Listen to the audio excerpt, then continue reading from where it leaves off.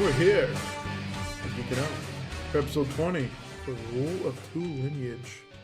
I'm Moose, I'm your host, and I'm solo today. Very exciting stuff.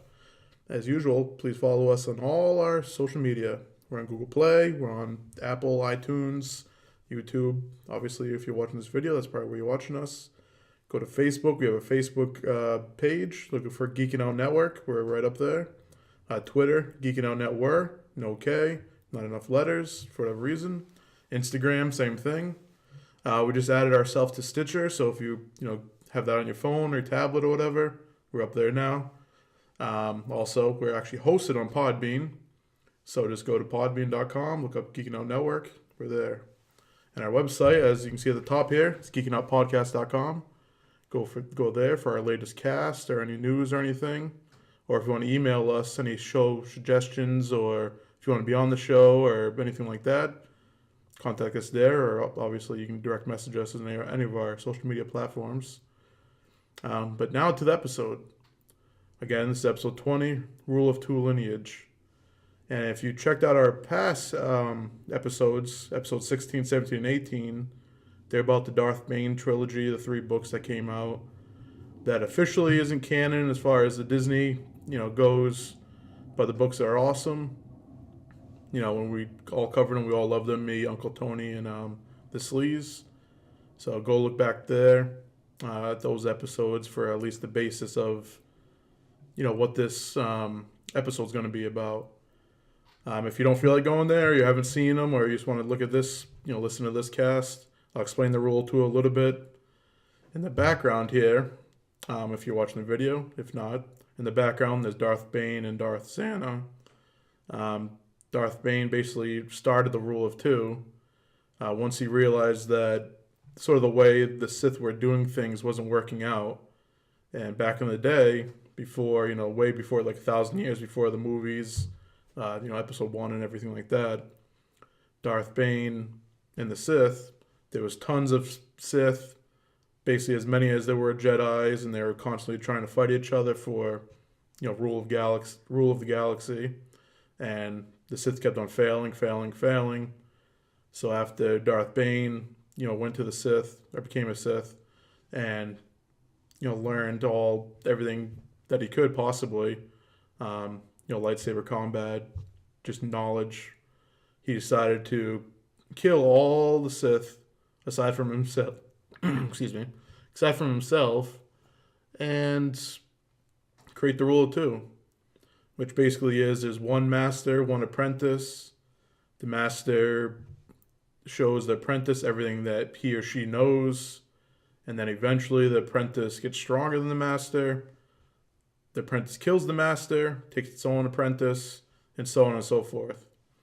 And eventually the Sith become so strong through just having so much power and so much knowledge over time that they can take out the Jedi and rule the galaxy. They do this from the shadows that aren't really, most of the Jedi, most of the people think the Sith are extinct. They think they all died from the thought bomb. Again, in the Darth Bane trilogy books. So again, if you want to go back and, explain that a little bit further, obviously.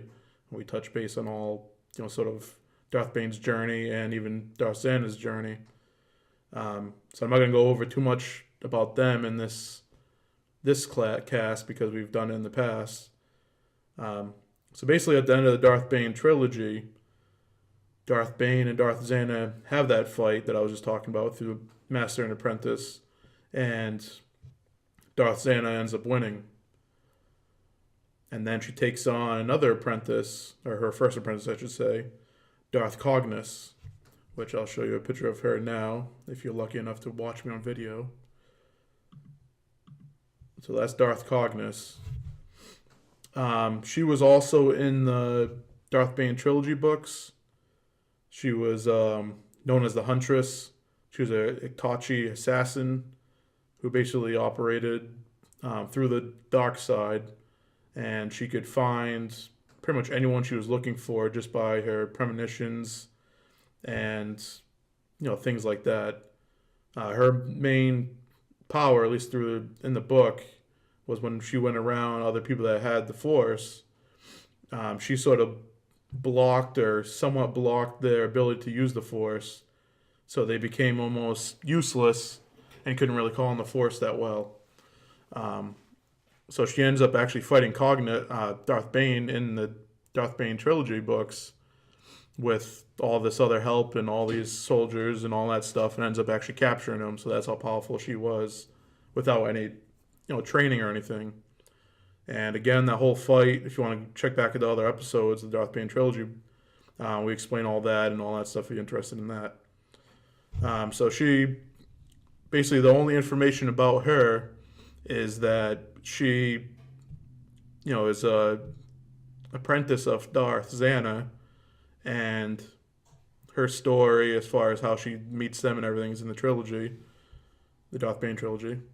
And then she ends up taking up after, it doesn't really say when, but at some time she ends up killing Darth Xana and becomes the master, and ends up taking an apprentice called Darth Millennial, which again, if you're lucky enough to see me on video, this is what he looks like. He's a mutant human. He looks pretty cool. So his story is he's a three-eyed mutant human who lived almost 1,000 years before the Battle of Yavin. So that's way, way before the movies. He was at some point in his life seduced by the dark side of the Force, whereupon he joined the Order of the Sith. The whole thing with him was him and Darth Cognis didn't really have agreement on the Rule of Two. Like, Millennial didn't think like it was a good idea, and they ended up parting ways, and Darth Millennial eventually went and hide from Cognis so he wouldn't get killed. So basically he ended up going to Dromund Kaas, and he ended up creating like his own sort of Sith lineage, Sith group.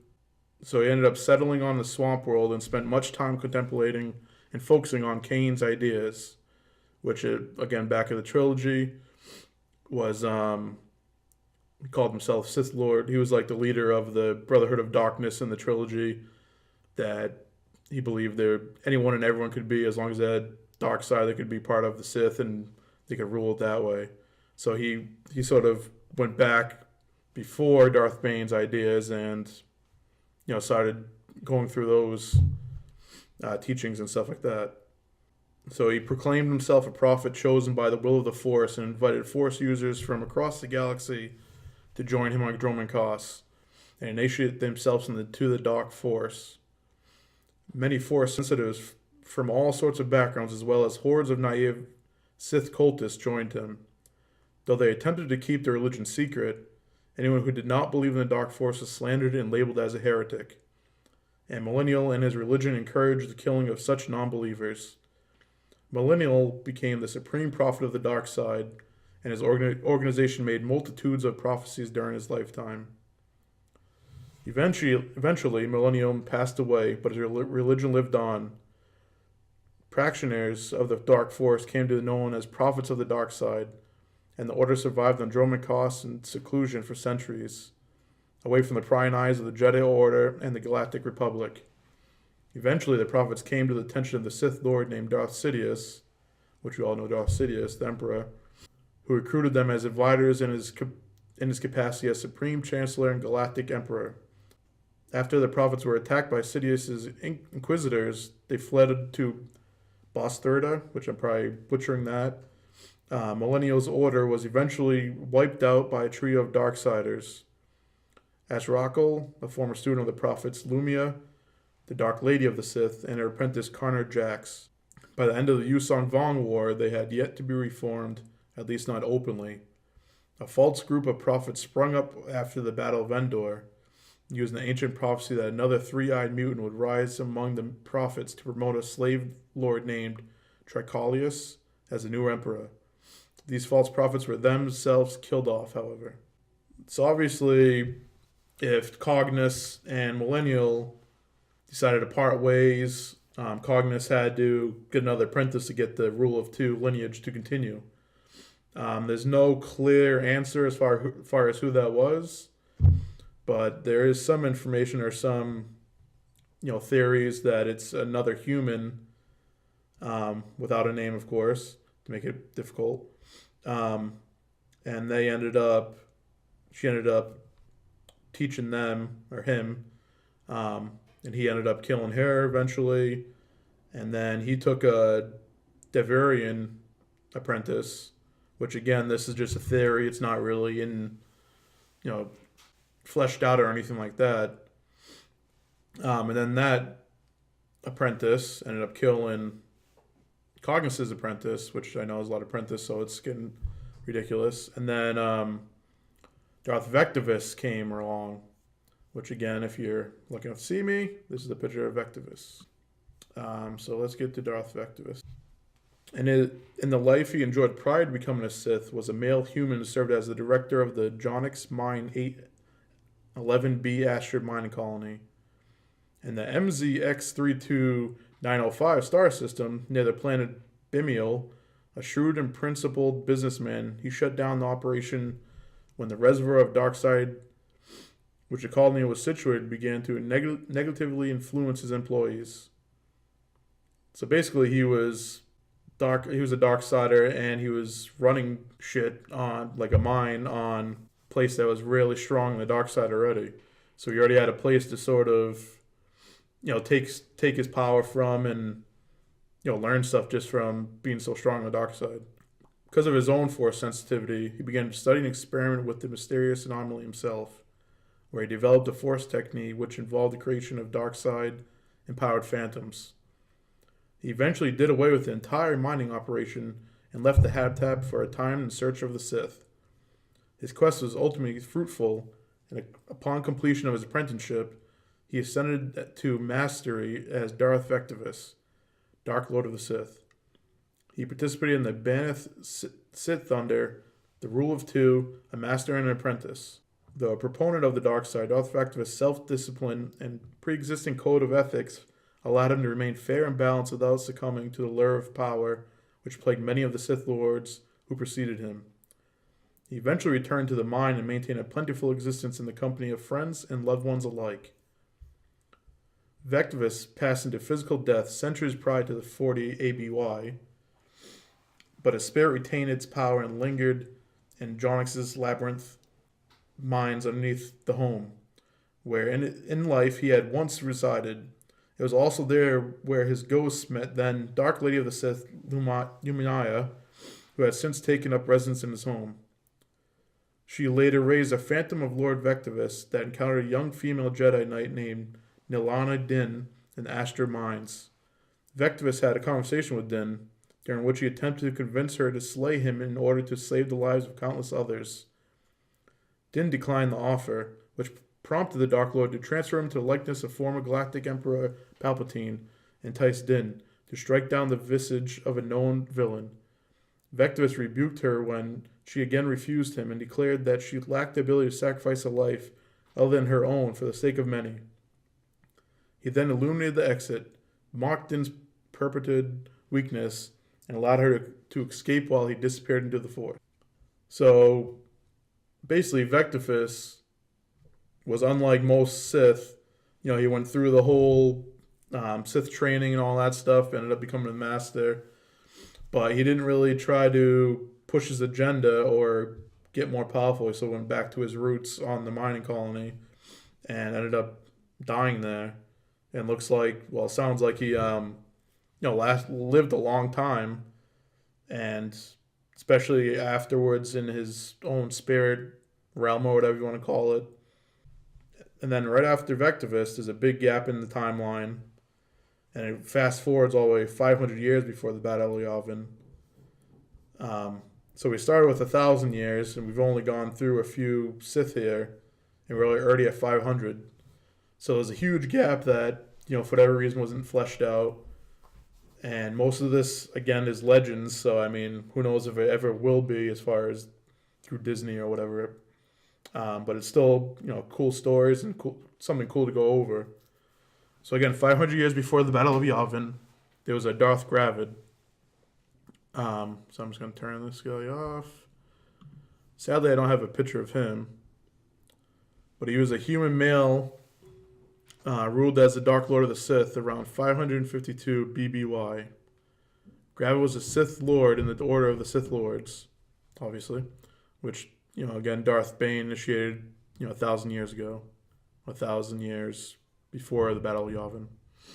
He owned a collection of Sith lore and also possessed the knowledge of essence transfer, which enabled a Force user to transfer one's consciousness into another body. So if you remember, in the other episodes of the Darth Bane trilogy, Darth Bane actually learned this power as well and tried to transfer his essence into Xana before she could kill him, which I don't think it actually was successful, but if you go back again, she had the little twitch in her hand like Darth Bane had, so it maybe somewhat worked or something. It's sort of cool either way. So Gravid eventually gained a Twilight female as a Sith apprentice, named her Darth Geen. He and Geen constructed a fortress on the planet Jagata. However, Gravid came to believe that absolute commitment to the dark side of the Force would be the Sith Order's undoing. He began to incorporate empathy, which were doctrines of the Jedi, the enemies of the Sith, into his teachings and practices. During that process, Gravid began to lose his sanity and eventually came to the conclusion that the only way the Sith Lord would be preserved is that if the Sith teachings, artifacts, and holocrons were either hidden or destroyed. Gravid reasoned that once that was done, he would be able to guide the Sith into what he viewed as a powerful path at some point around 552 BBY. So Gravid used the Force to raise barriers around his fortress and began to destroy all the artifacts, holocrons, and tombs that were in his possession. Gravid was interrupted by his apprentice Jean and had penetrated the barriers around the fortress so that she could stop her master from destroying the Sith's resource of knowledge. In their ensuing duel, Gravid managed to severely injure the Twilight by cleaving off one of her arms and shoulders as well as the left side of her face and chest. Eventually, Jean managed to overpower Gravid, killing him despite her being unarmed. Literally. Although he was slain, the impact of Gravid's actions in destroying the majority of Sith lore would be felt by the Sith Order for generations, hindering the grand plan that Darth Bane had initiated to eliminate the Jedi Order and topple the Galactic Republic. So just to look back at all these, few Sith here, we're going to be going over, let's see how many more. 2 more before we end this cast, and then we'll continue on another cast. There's been a few different times that the Rule of Two hasn't really worked out. I mean, even in the Darth Bane books, Darth Bane almost goes against his own Rule of Two and decides that he should almost become immortal when he thinks, Xan is not following his footsteps and maybe isn't the right apprentice. A tightrope act or something like that, whatever analogy you want to use, that a master has to use countless years to train this apprentice, and for some reason, if that's the wrong apprentice, or the apprentice doesn't agree with what, the Rule of Two or whatever, then do they have enough time to properly train another one? So even, again, Darth Bane had a problem. It seemed like Darth Xana and Cognis was fine. Cognis and Millennial, there was some issue there. And then next one would be the Darth Jean and Darth Gravid. So already there's a handful of instances that, for whatever reason, the Sith aren't going through with Darth Bane's idea. So it's pretty interesting. So Darth Jean, a little bit more information about her. After the confrontation, Jean acquired prosthetics to replace the limbs she had lost. She eventually took an apprentice of her own and continued with the grand plan to topple the Jedi Order and Galactic Republic. In taking her apprentice, Jean continued the Rule of Two, an ordinance also instituted by Bane that restricted the Sith to a single master and apprentice. So even though her master was against that and not believing it, she essentially saved the Rule of Two by killing him and continuing that process and that belief system. So there's been multiple times that, again, the Rule of Two was, fought against or whatever, and now, at least it seems like it's going in the right order. So she ended up getting an unknown apprentice. There's another big gap of time, which eventually brings us to Darth Ramage. He was a male Dark Lord of the Sith and scientist who was part of the lineage of Darth Bane, like any of these people we're mentioning here. During his lifetime, Ramage created a Sith holocron that contained instructions relating to the combination of Boda and Pyranium, which was a metal, when refined, possessed a strange and interesting property. It absorbed electromagnetic energy. Ramage also performed experiments on the cephalins, a sentient species that could perceive past and future events through time, to explore the possibility of harnessing the power of time travel. The first time I've heard this type of power. So he's starting to look, differently than a lot of the other Sith. He's starting to look into time travel, which is ridiculous. Because just think if you could go back or forward in time, how you could change things for the, well, according to you, the better. It's sort of ridiculous.